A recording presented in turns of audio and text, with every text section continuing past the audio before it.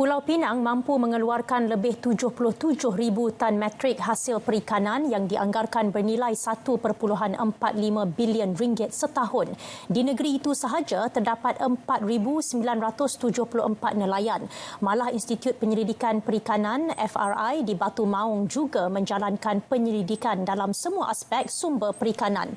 Memiliki kelebihan itu, Kementerian Pertanian dan Industri Makanan meletakkan potensi industri perikanan, terutamanya industri tuna untuk dibangunkan di Pulau Pinang. Laporan wartawan Abdullah Mahyudin. Di Pulau Pinang, kira-kira 1,563.83 tan metrik hasil tangkapan ikan tuna direkodkan sepanjang tahun lalu dengan nilai anggaran 25 juta ringgit.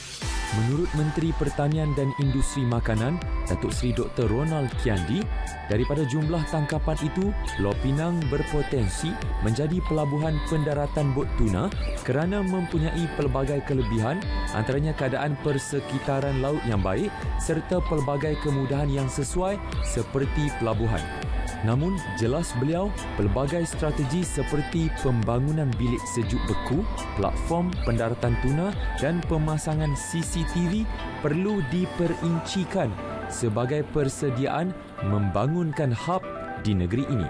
Yeah, we have to attract, kita perlu menarik lebih ramai vessel tuna untuk masuk dan mendarat di sini. Dan to do that, kita mesti kompetitif. Because negara jiran yang terdekat dengan kita juga dalam usaha untuk menarik sebanyak kapal untuk mendaratkan hasil tuna mereka di pelabuhan mereka. So we have to compete, kita bersaing dengan negara jiran untuk mendapatkan lebih ramai bot tuna, operator tuna ini untuk jadikan Pulau Pinang sebagai pelabuhan pendaratan untuk tuna. Sehingga tahun lalu, 17 kapal menangkap ikan tuna dan sebuah kapal pengangkutan yang dilesenkan telah pun mendaratkan ikan tuna di pelabuhan Pulau Pinang.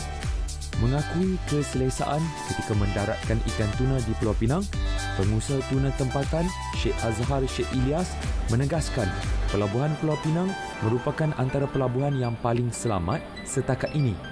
Jelasnya, kawasan pelabuhan yang dalam juga memudahkan urusan pendaratan ikan. Port is very secret place lah.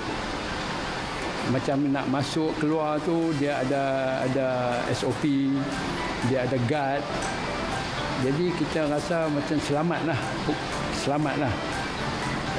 Bila bot landing di Penang Port, dia punya dermaga dalam tu dia dalam. Jadi kita tak perlu tunggu air naik baru bot boleh masuk. So bot boleh masuk bila-bila lah kat dermaga dalam tu. Itu kedalaman wharf lah. Nombor 2, security daripada pihak Penang Port. Dan nombor 3, bila ekspor tu senang. Bila sampai saja tuna, kita masuk dalam kontena, terus kita ekspor.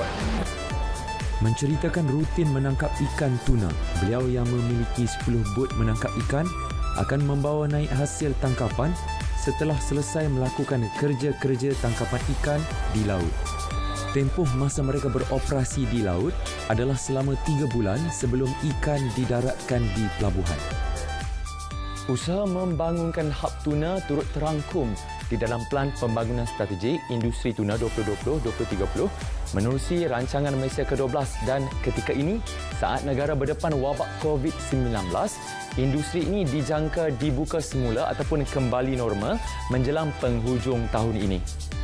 Dan saya yakin dan pasti bukan sahaja di Pulau Pinang, malah di Malaysia amnya akan berusaha untuk membangunkan industri ini ke arah penjanaan semula ekonomi negara.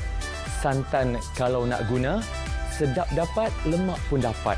Makan ikan tuna, kenyang dapat, omega pun dapat. Abdullah Mahyudin, Berita RTM.